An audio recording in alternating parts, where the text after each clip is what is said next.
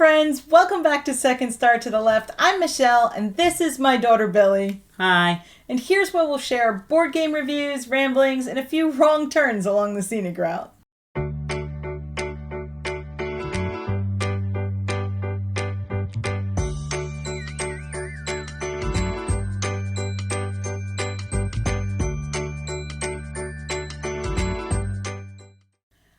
It's still fall, but the holidays are barreling towards us. Not yet. And for some of us, while I'm not ready to start decking the halls just yet, that means gaming gifts. Things this year are still a bit different. We're starting to get back to gaming together, but it's not always possible yet. My list of holiday gaming gifts has, well, very few games on it. I thought about it a lot, and there's a lot of reasons for that. Shipping craziness means that some games are just going to be impossible to get this season. Buying for non-gamers or future gamers can be a tricky business.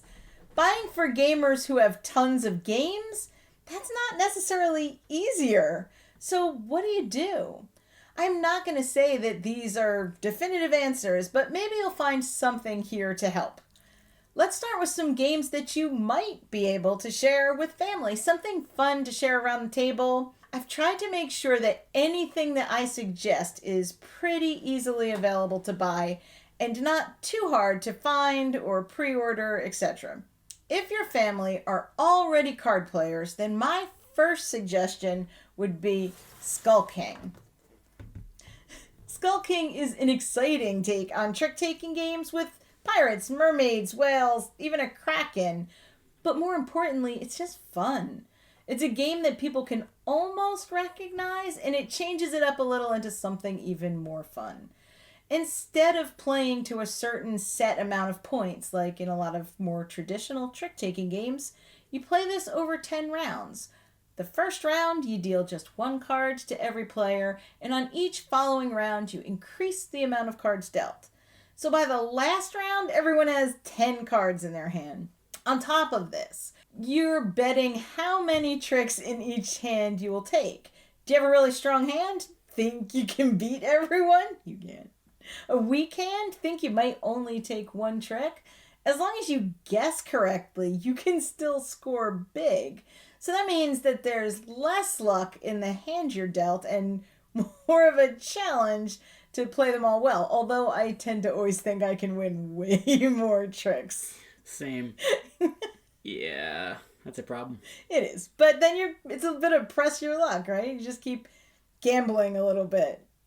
You can adjust the game difficulty by using all of the cards with powers or not. This has been a hit every time we've played. And if you want a trick-taking game that's a little simpler, you could also gift Fox in the Forest or Fox in the Forest Duet. Both are great choices for a small gift, but they're only 2-player games, so it just depends who you're buying for. If it's only for 2 people, I might recommend Fox in the Forest over Skull King. So yeah, if you think the person you're buying for this, the person nice. If you think the person you're buying this for is only going to play at 2 players, then maybe Fox in the Forest is the way to go. If you're looking for a game that you might be able to play like at the holiday gathering, like with everybody around the table, then you're going to want to go with something like Skull King. And you can play this at 2-player. You can, and it's really fun at 2-player. Yeah, we have a good time playing at 2-player, so it's not impossible. But, judge who you're giving it to. So if it's 2-player mostly, then maybe Fox in the Forest. Also, you just, go with what theme you think they'd like best. Right, do you think they like cute little foxes with magical powers, or do you think they like pirates and mermaids and krakens? The next game that I would recommend for bringing to a family gathering or gifting to family is no surprise to anybody, and that's MonsDRAWsity. You're surprised, aren't you? I'm very surprised. This game is listed for ages 8 and up, but I think you could play with younger kids. If you're playing with just your kids and you're willing to just laugh at the descriptions and bend the times and the rules a bit, you're still going to have a good time. I'm sure you've heard me say before that this is our favorite party game of this year, and the holidays are a great time for party games, so, spread the love. This one doesn't put anyone on the spot, it doesn't make anyone self-conscious about their drawing skills, and it makes everybody laugh until they cry. And now there are a few expansions with more monsters and robots to describe and draw. We've played so much of this that we actually recognize some of the monsters, but given that someone different is always describing them, it really hasn't affected the game at all. If you haven't heard me talk about this game, you're basically a witness to a crime and the suspect is a monster or a robot. And you get to look at a picture of that monster for 20 seconds, and then you have 2 minutes to describe this monster to everyone else while they do their best to draw the monster from your description. Are you a credible witness? You will find out very quickly. You'd be amazed what you forget to take note of during your 20 seconds. Like, did the monster have eyes? Were there ears? Were the feet hooves? Are there tentacles? Doesn't matter. The whole thing's a lot of fun. The base game is for 3 to 8 players, but you could easily expand that. I think you could play with pen and paper. I can't recommend this one enough if your group likes party games, especially drawing party games that don't require you to be a good artist. If you want a fun drawing party game, you could also consider A Fake Artist Goes to New York or Telestrations. Both of those have everyone using the same drawings or interpreting everyone else's drawings. Good, chaotic fun with no art skills required. If you know someone who is less likely to love a party game and much more likely to enjoy a nice cup of tea or coffee and a quiet solitaire game, I recommend A Gentle Rain, which is designed by Kevin Wilson. Sure, this is the same Kevin Wilson that designed Arkham Horror and Descent, but it seems he also has a mellow side. A Gentle Rain is a game where the first instructions are actually take a deep breath and relax. You know you need this game when your first reaction to those instructions is to yell back that you don't have to. Shut up, game. Not that you've ever done that. No. That might just be me. It's been a crazy year. The game description says, you have come to the lake hoping to see a rare and beautiful sight. The lilies of the lake only open in the rain, and only rarely do all 8 bloom at once. This lake that you're building out of tiles is the most lush color palette of any game I've ever played. It's truly relaxing to place your tiles and create this beautiful arrangement of flowers. You're simply placing one tile after the other and matching flower patterns to create spaces for the lilies to bloom. Place all 8 and you win. You can score higher by having tiles left over after placing the last lily. It's very relaxing. You know what though? As competitive as I can be, I don't ever get stressed if I don't get all the lilies. I just stack them up and start over. And if I do get them all placed, I just stack them up and start over. I've played so many rounds of this game. I've already gifted it to a number of people who all love it as much as I do. So if you're looking for a lovely game of solitaire that's relaxing and can be played in 15 minutes, something beautiful and compact, this game is perfect. If you think you know someone who might enjoy a solitaire game with a nice, garden theme, check out Village Green or Orchard as well. In both cases, you're building out a small garden. Both are worth a look. Like I said, my holiday gaming gift list doesn't contain many games. Beyond the shipping, choosing games as a gift can be tricky sometimes. If they're a future gamer, someone who isn't currently buying a new Calyx to store the stacks of games in their house, Or someone who's been sent back in time to stop the Terminator through a game of Catan, then you aren't sure what level or style of game they'll like. In this case, my best recommendation is to start with 2 things. First, what kind of traditional games are they familiar with? Are there mechanics that you can kind of build off to help them enjoy newer games? For example, are they a card player? Did they play Yahtzee or Risk or Monopoly? You can find games that share similar mechanics and will feel more familiar. No, I did not just suggest buying a rethemed Yahtzee or Monopoly. But Roll and Rights share some of the DNA as Yahtzee, and if they played anything where they had to manage money or collect sets, those are common mechanics in newer games as well. And secondly, and maybe most important, theme. Get them something that will intrigue them. If you think Ticket to Ride is the best game to introduce someone to the hobby, but they don't care about trains, it's not going to work. Also, they're a bad person. Okay, but some people don't like trains. No, I don't think so. If they love pirates or westerns or unicorns, find something that they'll be excited to learn and then set aside the time to show them. Sometimes it's hard to separate our excitement for a game from whether or not the person will also be excited. We tend to get really excited about a lot of games. Like when I would buy things for Connor as a present when I was little that were really just for me. Exactly like that. Another stumbling point in game buying comes when you try to buy a game for someone who does love games. It's very hard to know what is or isn't in their collection. And honestly, if they really love gaming, they're likely to be buying games right up until the holiday.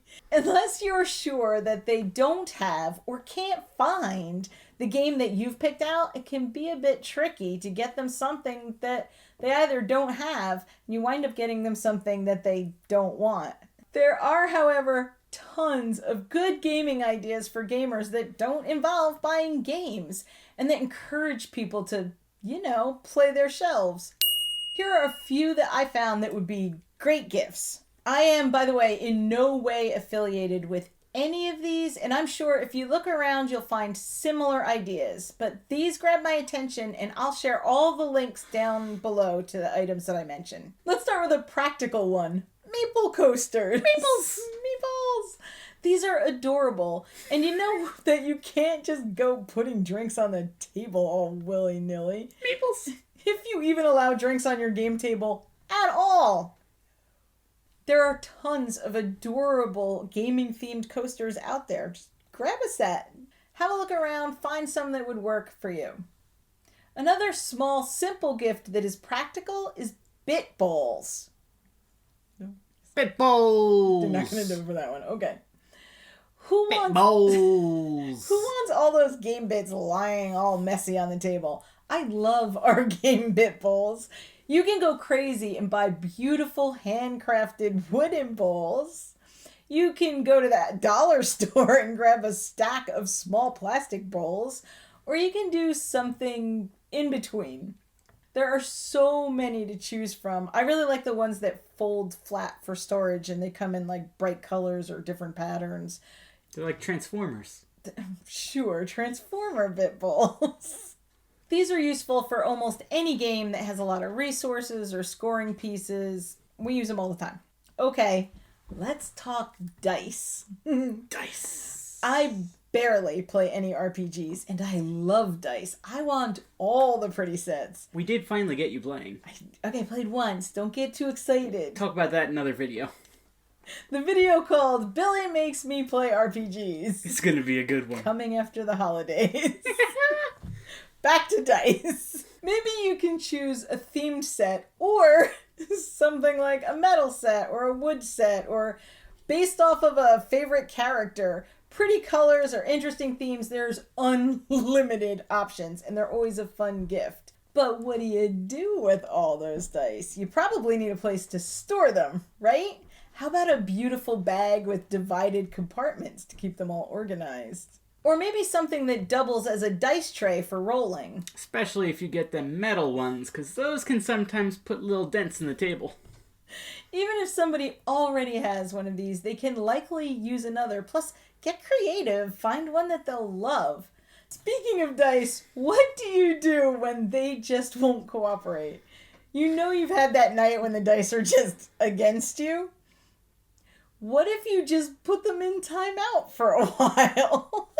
Dice jam. No, they are. I could not resist sharing these because I think it is the most adorable dice accessory I have ever seen. You just put a little dice on the chair and time out with a dunce cap. Gotta teach it a lesson. It would definitely make bad rolls easier to bear. How could you be cranky looking at that? not a necessity, but then again, sometimes gifts are supposed to be just for fun. Another idea would be a game mat or a tabletopper. Some of these can get a bit pricey, but there are affordable options out there, and gaming just feels better on a tabletopper or a mat. Adds to the experience. I would caution against getting anything too busy, even if it's a favorite theme. Playing on a crazy busy mat makes it really difficult to see components, and for me, just really hard to concentrate. If you know that there's a game that they really like, consider upgrading the components. There's something really, really enjoyable about putting a game on the table with all of the upgraded bits and pieces. It makes it just really feel more special. I think it's more fun then.